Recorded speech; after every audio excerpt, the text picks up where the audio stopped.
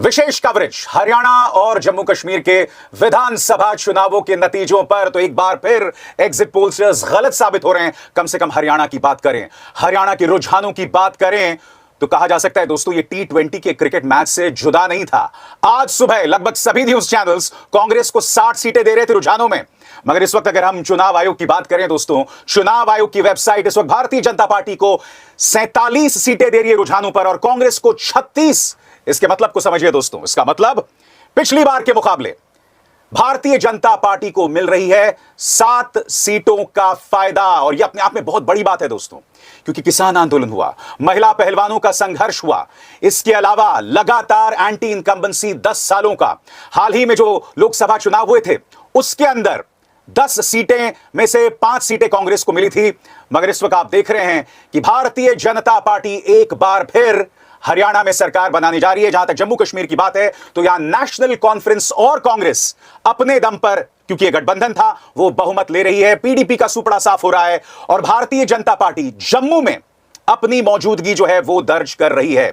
तो बड़ा प्रश्न दोस्तों यहां पर कि आखिर ये कैसे हुआ और कांग्रेस इससे जबरदस्त सख्ते में। मेरे साथ इस वक्त स्टूडियो में मौजूद हैं भाषा और मुकुल। आप दोनों का स्वागत है। सबसे पहली बात भाषा, मेरे ख्याल से सभी एग्जिट पोलस्टर्स ने एक सुर में जो है कांग्रेस को विजेता बताया था और अब जो नतीजे आ रहे हैं ये मुझे याद आ गया 2015 में, आपको याद होगा बिहार के चुनावों में सबने जो है बीजेपी को विजेता घोषित कर दिया था, मगर 10-11 बजे के बाद खेल पलटा और नतीजा आपके सामने, इतिहास एक बार फिर दोहराया जा रहा है। जी, और देखिए जिस तरह से अभी जो रुझान दिखाई दे रहा है इलेक्शन कमीशन की वेबसाइट पे, वहां 49 सीटें यानी पिछली बार से 9 सीटें ज्यादा बीजेपी अपनी बढ़त बनाई हुई है। और यह बहुत अप्रत्याशित है, क्योंकि अगर आप जिस तरह का ट्रेंड दिखाई दे रहा था, जिस तरह से लोग बोल रहे थे, कैमरे पे बोल रहे थे, उससे बिल्कुल दूसरी तस्वीर दिखाई दे रही थी। और मुझे लगता है कि अगर यह रुझान परिणाम में तब्दील होते हैं तो इसका सबसे बड़ा फैक्टर हुड्डा होंगे और हुड्डा के ऊपर ही इसका ठीकरा फूटेगा। लेकिन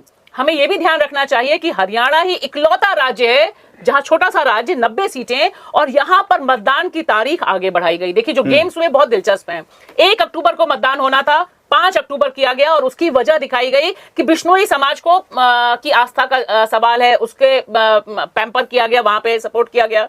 दूसरा बहुत अहम फैक्टर, आप मत भूलिए कि जिस तरह से यहां पर रेपिस्ट और मर्डरर राम रहीम को 2 बार अभिसार, ये मेरे ख्याल से इतिहास में पहली बार है कि इतने छोटे से स्टेट को जीतने के लिए अगस्त में वो आदमी बाहर आता है पैरोल में 21 दिन के फरलो पे, उसके बाद दोबारा जाता है। जैसे ही बीजेपी संकट में फंसी दिखाई देती है, दोबारा वो अपील करता है इलेक्शन कमीशन, फिर उसे कहता है ओके जाइए भाई आप ऐश कीजिए वो। और उसने जो हमने 4 दिन पहले खबरें देखी, सिरसा हेडक्वार्टर से फरमान जारी हुआ कि सारे लोग बीजेपी को वोट करेंगे और अपने साथ 5-5 लोगों को ले जाएंगे। अब ये कितना फैक्टर है, कितने वोट उधर से उधर पड़े, लेकिन निश्चित तौर पर जो ट्रेंड अंदर अंदर चल रहा था, भीतर खाने की जो कहानी थी वह ऊपर नहीं आ रही थी। अगर ये परिणाम, और क्योंकि पहले से ज्यादा बीजेपी कितना हाल खराब था, बीजेपी के नेता कितने परेशान थे, ये भी हमने देखा था। बिल्कुल। और मुकुल, हम नहीं भूल सकते किस तरह से भारतीय जनता पार्टी के नेताओं को जनता का विरोध करना पड़ रहा था।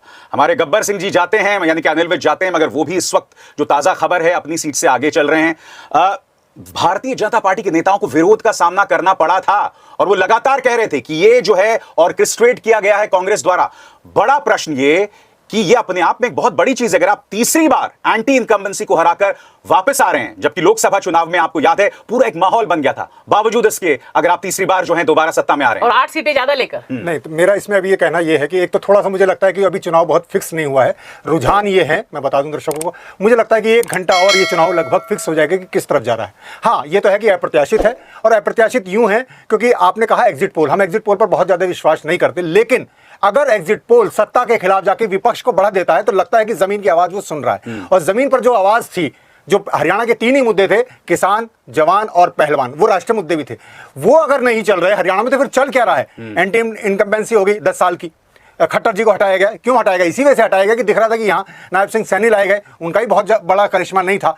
तो फिर क्या मोदी जी गायब रहे इस चुनाव से लगभग, तो यानी वो अपनी हार मानकर चल रहे थे। लेकिन उसके बाद भी अगर ये सब परिणाम आते हैं, रुझान परिणाम में बदलते हैं, तो मुझे लगता है कि बहुत ही अप्रत्याशित होगा। बहुत अहम फैक्टर्स यहां पर मुकुल बता रहे हैं। सबसे बड़ी बात, चुनाव प्रचार से प्रधानमंत्री का गायब होना। हम लगातार उसकी चर्चा कर रहे थे। प्रधानमंत्री गायब थे और उनके मोर्चे को संभाल रखा था हेमंत बिस्व शर्मा, मुख्यमंत्री आदित्यनाथ ने। बिट्टू बजरंगी जो है वो जो नूह सांप्रदायिक हिंसा में आरोपी थे, वो आ गए थे। प्रधानमंत्री का गायब होना, मेरे ख्याल से भारतीय जनता पार्टी ने भी इस नतीजे की उम्मीद नहीं की होगी हरियाणा में। देखिए, मुझे लगता है कि अंदर से जो तैयारी चल रही थी भारतीय जनता पार्टी की, जिसके बारे में चर्चा बहुत कम थी, जिन कयासों पे हम बात कर रहे हैं, क्योंकि यहां पर यह बहुत जरूरी है कि जनता विरोध में थी और जनता विरोध में होकर ही तमाम कैमरों पर बोल रही थी। लेकिन सवाल एक बहुत अहम है, यहां जो उन्होंने 36 बिरादरी बनाम जाट करने की कोशिश की थी, क्योंकि अगर ये परिणाम में तब्दील होते हैं तो ऐसा लगता है कि जाट को साइडलाइन करके बाकी वोटों पर उन्होंने केंद्रित किया।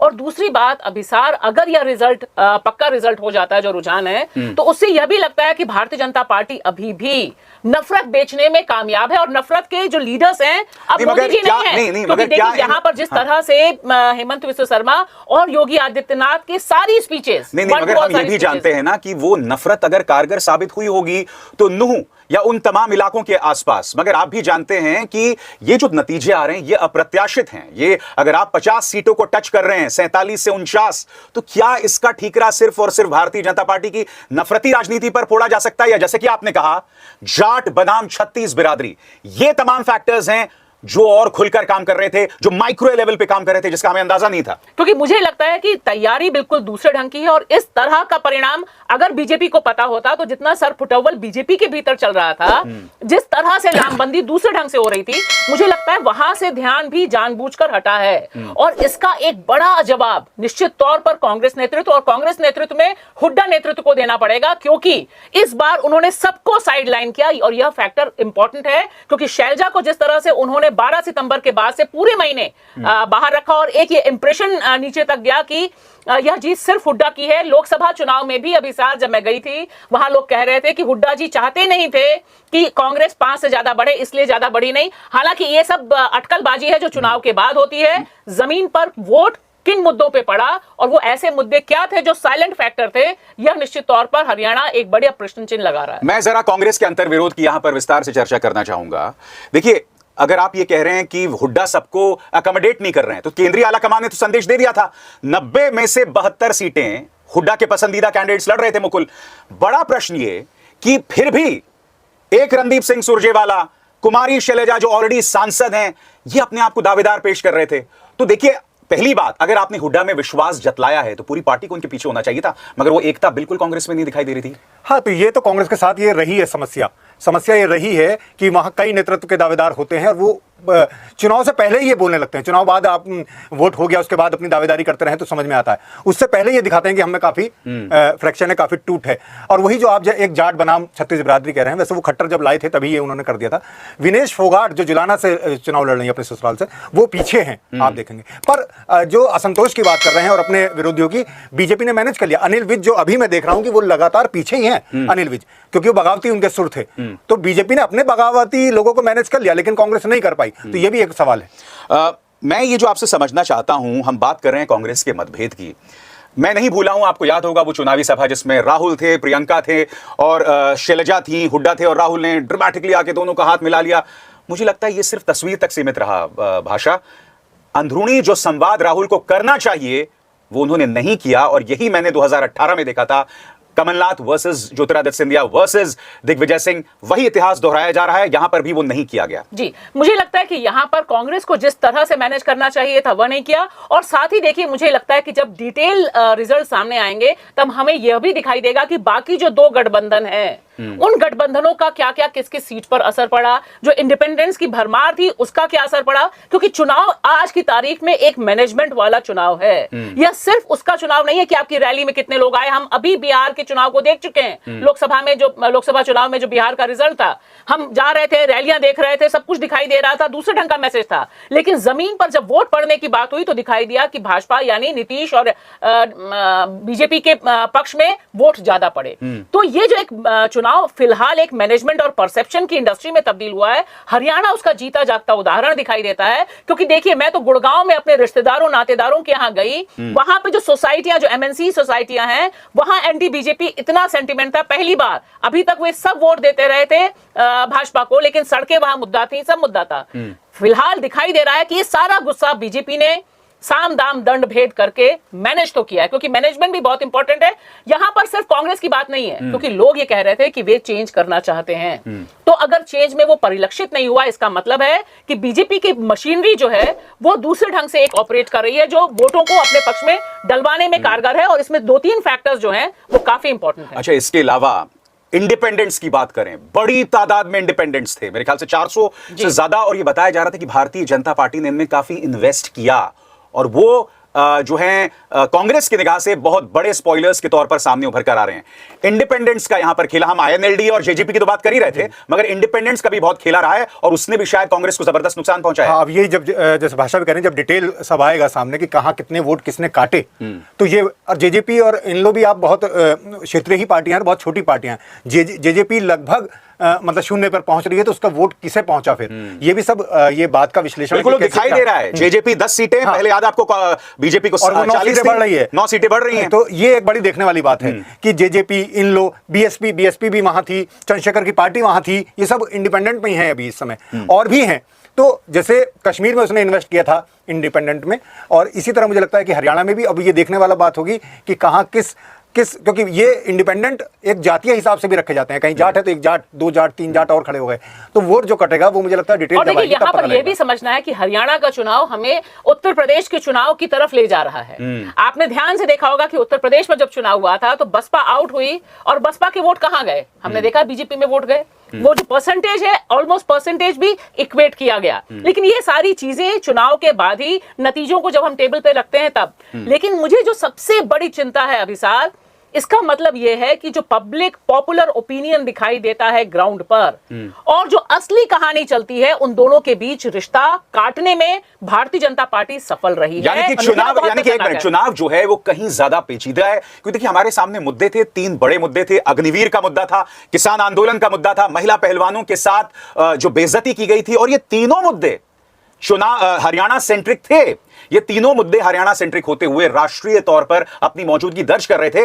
बावजूद इसके इसका असर नहीं हुआ, क्योंकि अगर इन तीनों, ये मुद्दे अगर तीनों कारगर होते तो सुपड़ा साफ होना चाहिए था भारतीय जनता पार्टी का, जो नहीं हुआ। मुझे जो लगता है बीजेपी ने लोकसभा चुनाव जो 240 पर आई, और यूपी में जो उसका बहुत नुकसान हुआ, उससे बहुत सबक लिया। आपने देखा होगा शुरुआत से ही लेके, चाहे वो ओपिनियन पोल है चाहे एग्जिट पोल, बीजेपी बहुत शांति से चुनाव लड़ी है हरियाणा का। जिस तरह कांग्रेस का अति उत्साह दिखाई दिया, मुझे लगता है वो जो भाषा कह रही मैनेजमेंट, वो भीतर जो कर रही है। मेरे दिमाग में एक चीज आई, मेरे दिमाग में एक बात आई, सबक लिया है उसने। क्या आपको लगता है कि प्रधानमंत्री का गायब रहना चुनाव से भारतीय जनता पार्टी को कहीं ना कहीं ये बात लगी होगी कि प्रधानमंत्री नरेंद्र मोदी जो हैं वो गायब रहेंगे तो लोगों का गुस्सा मानी होगा? हाँ, तो नहीं, वो हरियाणा बीजेपी की पूरी कोशिश थी कि ये चुनाव स्थानीय मुद्दों पर लड़ा जाए, क्योंकि राष्ट्रीय मुद्दे, तीनों राष्ट्रीय मुद्दे थे, किसान भी, पहलवान भी और जवान भी, अग्निवीर।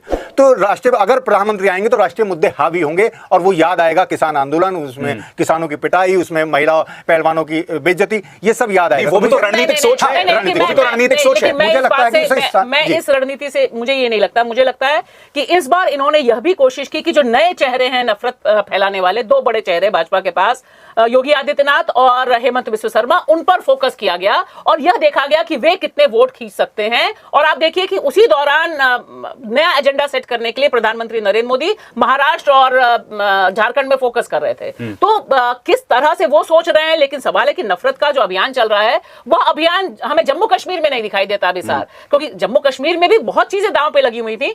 फिलहाल दिखाई दे रहा है कि जम्मू कश्मीर में तो जो रिजल्ट है वो अभी तक उस तरह का नहीं है जैसा सोचा गया था कि मोदी जी का नया Kashmir is equal to Hindu CM बने। अभी तक जो रुझान है उससे ऐसा दिखाई नहीं दे रहा। मैं नायाब सैनी समझना चाहता हूं। मनोहर लाल खट्टर को हटाया गया, उनकी जगह नायाब सैनी आए। कई लोग कह रहे थे कि भाई नायाब सैनी की मौजूदगी भारतीय जनता पार्टी को और भी ज्यादा नुकसान दिलवाएगी। उन्हें लाडवा में शिफ्ट किया गया, लाडवा को सीएम सिटी के तौर पर पेश किया गया। इसका मतलब नायाब सैनी जो कि ओबीसी पृष्ठभूमि से आते हैं, उनकी मौजूदगी ने भारतीय जनता पार्टी को इलाकों में फायदा पहुंचाया। जी, और यहां पर जो हम लगातार कह रहे हैं कि जाट बनाम बाकी करने की जो कोशिश थी भारतीय जनता पार्टी की, बहुत ही खामोशी से, और अगर आप इंडिपेंडेंट कैंडिडेट्स उठाकर देखिए जिस तरह से इंडिपेंडेंट कैंडिडेट्स की बिसात बैठाई गई, क्योंकि दरअसल अब चुनाव दूसरे ढंग से भी भारतीय जनता पार्टी ने एक दूसरा मैकेनिज्म भी पैदा किया है। आक्रोश है, यह सबको पता था और भारतीय जनता पार्टी से ज्यादा किसी को नहीं पता था। अब माइनॉरिटी गवर्नमेंट चलाते हुए उसने दोबारा जीता, मतलब तिबारा जीता है ये, अगर ये परिणाम जा रहे हैं, और ज्यादा सीटों से जीता है। इसका मतलब है क्षेत्रीय दल समाप्त करके क्षेत्रीय दलों का वोट अपने पास शिफ्ट करने में भारतीय जनता पार्टी का मैकेनिज्म सक्सेसफुल रहा है, और इसमें साम दाम दंड भेद सब है। नायब पे एक बात जोड़ दूं, ये तो जीत तो फिर नायब सैनिक ही मानी जाएगी अगर ये रिजल्ट आता क्योंकि प्रधानमंत्री गायब। पर देखिए प्रधानमंत्री गायब, यानी उन्हें कुछ समझ में आ रही थी चीजें। करनाल से हटा के नायब सिंह सैनी को लाडवा लाया गया, यानी उन्हें लग रहा था कि करनाल से भी नहीं जीतेंगे, सीएम अभी वो बने हैं। नहीं, उसके पीछे जो सोच थी मैं आपको बताता हूं। उसके पीछे सोच ये थी कि भाई उन्हें लाडवा से लाया जाए, जहां पर मेवा सिंह थे कांग्रेस की तरफ से, उनको लाने का ये मकसद था कि भाई लाडवा को सीएम सिटी के तौर पर पेश किया जाए, करनाल को भी उनकी कर सकते मौजूदगी से आसपास। करनाल में तो पहले भी मसले, मैं ये कह रहा हूं कि मतलब उन्हें शिफ्ट किया गया एकदम इस चुनाव में ही, तो उन्हें कुछ चीजें लग रही थी, लेकिन ये अगर परिणाम यही आते हैं तो ये तो वाकई में जातिगत समीकरण। देखिए, मुझे लगता है कि उनको लाडवा में लाना मतलब जातिगत समीकरण, जो हम लोग शुरू से कह रहे हैं कि जाट बनाम बाकी बिरादरी वाला जो दांव लंबे समय से, आज का नहीं है, पिछले 10 साल से भारतीय जनता पार्टी का इकलौता दाव यही है कि हम बाकी कम्युनिटीज के लिए काम करेंगे, Congress is equal to Jat. तो यहां लाडवा में लाके जो आसपास की सारी कॉन्स्टिट्यूएंसीज है, जो हमें नक्शे में भी दिखाई दे रही है, आप देखिए कि उसमें असर पड़ा है भारतीय जनता पार्टी के इस दांव। अच्छा, मैं इसके नेशनल पहलू पर आप दोनों से बात करना चाहूंगा। हरियाणा के चुनाव नतीजे, मैं फिर स्पष्ट कर दूं दर्शकों को, ये रुझान है। क्या यह कहा जा सकता है कि प्रधानमंत्री नरेंद्र मोदी के लिए एक बहुत बड़ी संजीवनी?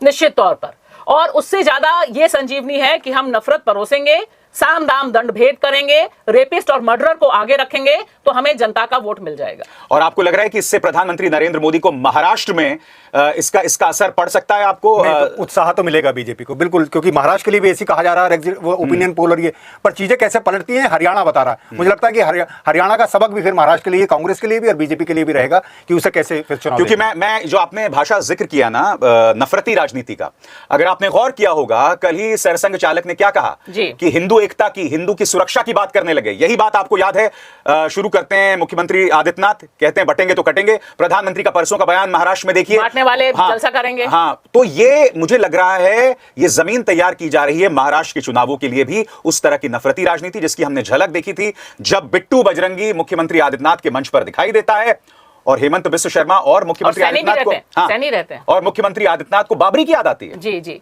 तो ये एक बात तो दिखाई देता है कि ये भाजपा का जो साम दाम दंड भेद है वह हरियाणा में सक्सेसफुल है। इसके विश्लेषण, पोस्टमार्टम सब होते रहेंगे जब परिणाम आ जाएगा, जब डिटेल रिजल्ट होंगे, लेकिन फिलहाल कांग्रेस और विपक्ष के लिए एक बहुत बड़ी चुनौती है। इतना सब कुछ होने के बावजूद, इतना गुस्सा होने के बावजूद, अगर आप उन गुस्से को वोट में नहीं तब्दील कर सकते, आपसी घर को संभाल नहीं सकते, तब बड़ी चुनौती है कि महाराष्ट्र और झारखंड को आप कैसे संभालेंगे। राहुल गांधी के लिए तो आज मुंह दिखाना थोड़ा मुश्किल होने वाला है, क्योंकि वो पुरजोर तरीके से हमला बोल रहे थे। उन्होंने दोनों जो प्रतिद्वंदियों के हाथ भी मिलाए थे, बावजूद इसके अगर इस तरह का नतीजा आ रहा है तो उनके लिए तो आज का दिन बहुत भारी है। उनके लिए तो झटके काफी इन 10 सालों में रहे हैं, तो उसमें कोई ऐसी नई बात राहुल के लिए नहीं जुड़ेगी। हाँ, लेकिन उन्हें महाराष्ट्र के लिए और झारखंड, इस सब के लिए सतर्क होना पड़ेगा। और हुड्डा से कांग्रेस को, मतलब हुड्डा और हुड्डा जैसे लोगों से बचना बहुत जरूरी है अगर नतीजे ये हैं तो। चलिए, बहुत बहुत शुक्रिया भाषा। और हम आपको बतलाना चाहेंगे कि जो नतीजे आ रहे हैं इस पर लगातार हमारा कवरेज जारी रहेगा।